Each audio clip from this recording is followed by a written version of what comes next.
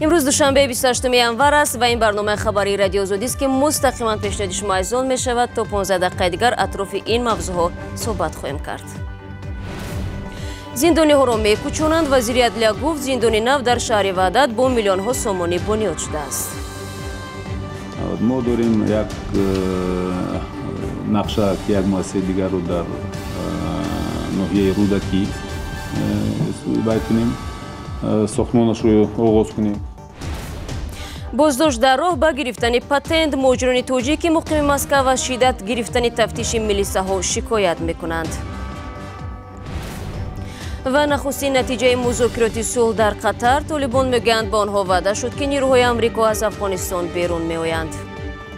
هر اقدامی، هر تلاشی که به هموارسازی مسیر صلح ختم بشه مورد استقبال ما و مردم افغانستان است. اما نخست از تغییرات کادری در مقامات تاجیکستان شروع میکنیم. امروز رئیس جمهور کشور در یک قطار نهاد و وزارت‌های کشور دیگرگونی به عمل آورد. از جمله نعمت الله رحمت الله زاده از مقام رئیس نویه عینی برکنار شده، به جای او معاون اولش مقیم مرادزاده تعیین گردیده است. نعمت الله رحمت الله زاده دست کم 5 سال اخیر به حیث رئیس نویه عینی ولایت سوخت فعالیت داشت. همزمان رئیسان حکومت نویه دیوشتی، نویه شومنصوری دوشنبه و شهر روغون عوض شدند. تغییرات کادری بعد آن صورت میگیرد که در روز پیش مالی رحمان در جلسه سالانه چندی از مقامداران را برای کمبود در فعالیتشان سرزنش کرده بود. میرزا نبی خالقزاد با تفصیلات بیشتر. رئیس جمهوری تاجیکستان امام علی رحمان روز 28 январ با چند فرمان خود از جمله وزیر صنعت و تکنولوژی نوین تاجیکستان شفقت بابازاده را همراه همه معاونانش برکنار کرد و به جای او زرابالدین فیض‌الله زاده که تا حال حاضر رئیس اداره گیالوگی تاجیکستان بود به جای او منصوب شد. طوری ما میدونیم در جلسه اخیر سالانه حکومت تاجیکستان ساحه صنعت تاجیکستان جدا مورد تنقید قرار گرفت. از جمله گفته شد که 175 کارخانه صنعتی در کشور در دوام 6 ماه آخر از کار باز ماند که سبب اصلی فلج شدن آنها قرضداری در نزد بانک ها بود. پرزیدنت تاجیکستان در همین جلسه سالانه از جمله تلکا را کارخانه آلومینیوم تاجیکستان را مورد تنقید قرار داده بود که مال او، یعنی که موادی که استحصال میکند در داخل کار کرده نمیشد و به طور خام به بیرون برده میشد. این همه سبب شد که این یک تغییرات جدی در ساحه صنعت تاجیکستان صورت گرفت. میرزا نبی خالقزاد گزارش میداد و ضمناً تغییرات کادری همین حالا ادامه دارد و تفصیلات را میتوانید در سامانه ما www.azadi.org پیدا کنید. وزیر عدلیه تاجیکستان میگوید سال گذشته سازمان‌های غیر حکومتی از خارج کشور حدود 750 میلیون سومانی گرانت گرفتند. رستم شاهمراد گفت این مبلغ‌ها را اساساً سازمان‌های دریافت نمودند که در بخش حمایت حقوق انسان و اجتماعی فعالیت میکنند. وزیر عدلیه در این باره امروز ضمن نشست خبری معلومات داد. همزمان موضوع مربوط به زندان‌های تاجیکستان یکی از دیگر سوال‌هایی بود که در این نشست به رستم شاهمراد داده شد. سروینوزی روح‌الله در همین باره میگوید. شد همه این مسئله باید خودش معاین کند. وزیر عدلیه تاجیکستان از پاسخ دادن به سوالهای مربوط به آشوب در زندان رقم 3 خوجند خودداری کرد. تفتیشات ادامه دارد، اون به انجام نرسیده است. ما هم یگان گزارشی دقیق از مقامات تفتیشاتی نداریم. من فکر میکنم که امروز درباره عامل و سبب‌های اون گفتن من چندان درست نمیشد، زیرا که تفتیشات همه این مسئله باید خودش معاین کند. من فکر میکنم بعد از به اتمام رسیدن سنجش تفتیشات این مسئله آشکار میشوند از جانب مقامات پروکراتوره که این چیز رو پیش برده است. شب 7 به 8 نوامبر سال 2018 در زندان رقم 3 خوجند محبوس‌ها آشوب برداشتند. وزیر کارهای خارجه تاجیکستان در یک نشست مطبوعاتی در بریوسل اعلام کرد که در این اسیان 21 آشوبگر بی‌ضرر گردانده شد. قبلا منابع غیر رسمی تعداد کشته شده ها را از این زیادتر می گفتند و هنگام بررسی ها چون سبب به وضع سنگین زندان ها اشارت می شد. بر طبق یک تحلیل ائتلاف ضد شکنجه در 6 سال اخیر 200 نفر از شکنجه و بدرفتاری در زندان ها به حامیان حقوق شکایت کردند. این مشکل حتی از منبرهای بلند سازمان ملل متحد هم صدا داد. اما مقامات میگن همیشه پای اصلاح کمبودی هستند. من همه مسائلی که با ما توصیه شدن در سمت نگهداری محبوسان در مد نظر است و ما اون رو پیگیری کرده ایم. вазири адлия зимни нишасти хабарӣ ҳамчунин дар бораи фаъол шудани ду муассисаи ислоҳӣ хабар дод. огаҳӣ доред мана дар самти шаҳри ваҳдат мо як муассисаи нав сохта истодем ва дар назар аст ки соли ҷорӣ як қисмати ин муассиса аллакай ба кор шурӯъ мекунад. мо дорем як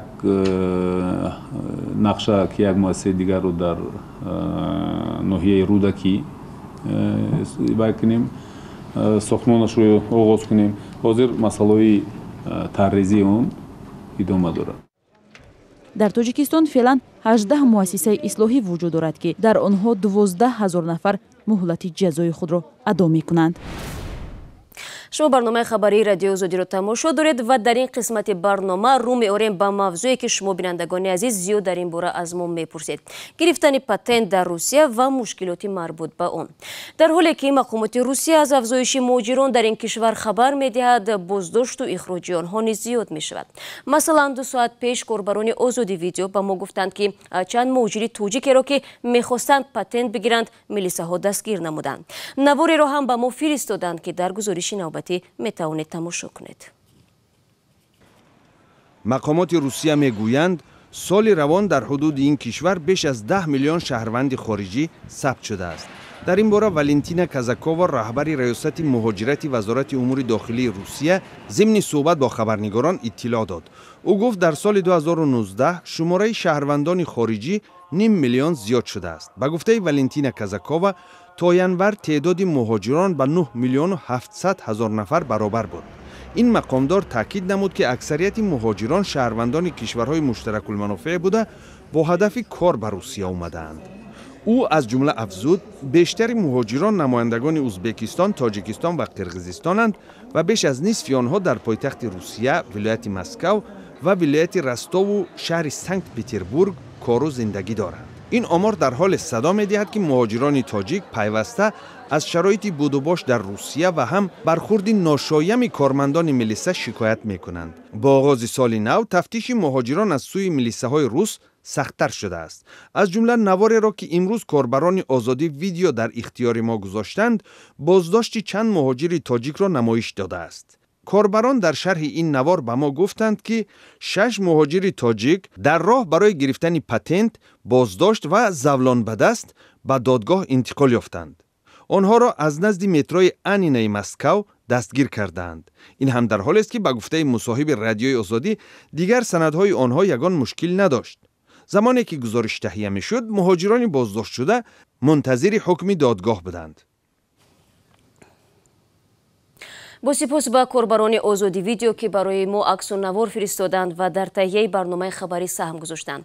агар шумо низ шоҳиди ягон ҳодисаи фавқулода шудед ва ё навори ҷолиб доред, лутфан бо рақами +420 724 056 681 тариқи WhatsApp ва Viber ирсол кунед. мо ҳатман бо шумо тамос мегирем.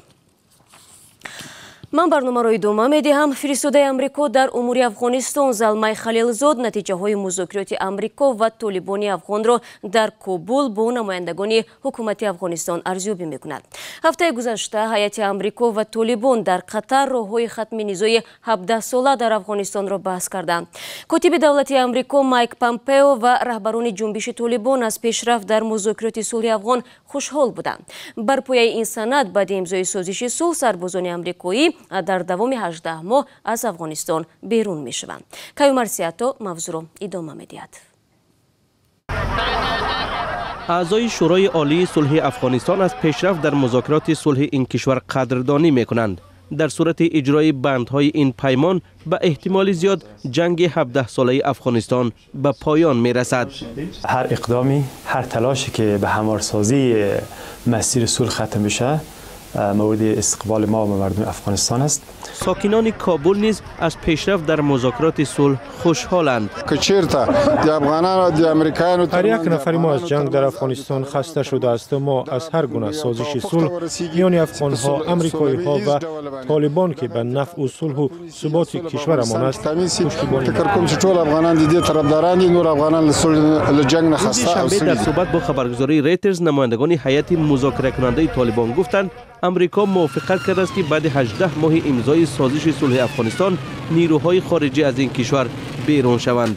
در مقابل طالبان عهدهدار میشوند که در مناطق تحت نظارتشان به حضور گروه‌های القاعده، داعش یا خود گروه دهشت افکنی دولت اسلامی و متفقان آنها راه نمیدهند. تفصیلات بیشتر درباره مذاکرات صلح افغانستان میان امریکا و طالبان که هفته گذشته در کشور قطر 6 روز ادامه داشت دسترس نشده است. امریکا در افغانستان 14,000 افسر و سربازش را جای داده است. هفته گذشته طالبان بالای یک پایگاه نظامی حکومت افغانستان حمله کرده بیش از 100 نظامی افغان را به قتل رساندند.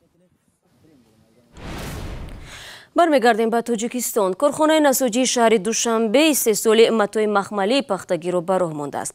این کارخانه از محدود کارگاه‌های سابق شوروی است که با اندازه اندک هم باشد فعالیت دارد. آرزوی کلان مسئولین کارخانه این است که با دریافت سرمایه‌های بیشتر توانند میزان استحصالات را بالا برده محصولات خود را بازارگیر کنند. عبدالله اشوروف موضوع را ادامه می‌دهد. عیسی در بازار کاروان شهر دوشنبه مغازه دارد. مالهایش را از جمهوری چین و ترکیه می آورد. می گوید انتقال کالا از این دو کشور وقت و مبلغی کلان می خواهد. از تاجیکستان دسترس کنیم اگر سچوخه ما بهتر میشه که دیفکت اگر برومد مقصد میبریم علیش میکنیم اگر از اونجا بیاره نشوه که قبور گیری خود ترکیه بری. بار اول کارخانه نساجی دوشنبه و تولید متاع مخملی و یا مخر که برای استحصال دستروی مال ضرور است شروع کرد. معمولا در تاجیکستان این مواد را از خارج کشور وارد می‌کردند و همکنون نرخ سچاق داخلی ارزان تر خواهد بود. کارخانه ما 20,000 دستگاه‌های بافندگی سرچاق‌های مخمل را از که استحصال فدراسیون رسمی میباشد خریداری نمودند. آن زوادی که امروز به کارگاه ما هم دستگاه‌های بافندگی سرچاق‌های مخمل را به ما فروختند، آنها خود متخصصان این زواد آمده در کارگاه ما هم دستگاه بافندگی را وصل نصب نمودند و شهروندان ما را یا اینکه کارگران ما را آموزاندند. در کارگاه سچاق‌های مخره رنگ و بار شده در سیخ دوزندگی آماده می شوند. مسئولین هم باور دارند که محصولات این کارخانه در تاجیکستان و کشورهای منطقه رقابت پذیر می شود. اقتصادشناسان آغاز استحصال وطنی را ادامه روند صنعتی کنانی اقتصادی می دانند، اما حدس می زنند که فعالسازی کارخانه های مذکور در پی تهدید مقامات است. مثلا شاید که کارخانه نساجی تاجیک با این میخواد خودش نشون دهد که یعنی این کارخانه به کار در آمد، لیکن شاید این یک عملی باشد چون که ما میدونیم که قرار رئیس شهر است درباره اگر کارخانه هدف اساسی خود یعنی مثلا مسئولیت خودش رو که برآورده نمیتونه با برگردونده یعنی با حکومت جمهوری تاجیکستان برگردونده میشه و از سر نو به سودا مانده میشه. در جمعیت دارای مسئولیتش محدود کارخانه نساجی تاجیک تا زمان استقلال تاجیکستان بیش از 10,000 زنهای تاجیک در 3 بست فعالیت میکردند.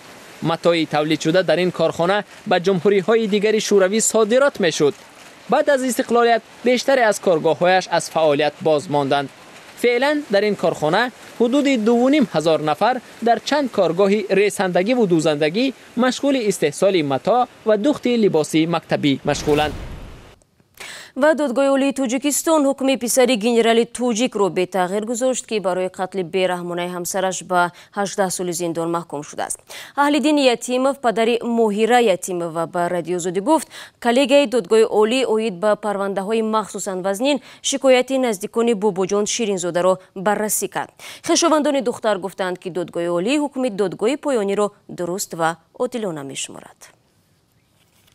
و با نگاه به اخربکی ساعت برنامه امروز را انجام میدهیم، اما گزارش‌های ویدیویی را شما امکان دارید 24 ساعت در شبانه روز در آزادی ویدیو کانال ما در یوتیوب تماشا کنید. تفصیلات خبرهای امروز و دیروز و فردا در سامانه رادیو آزادی www.azadi.org و صفحه‌های رادیو در شبکه‌های اجتماعی دسترس است. فردا نوید بامدادی نخست تقدیم شما می‌شود. تا ملاقات بعدی، خدا نگهدار.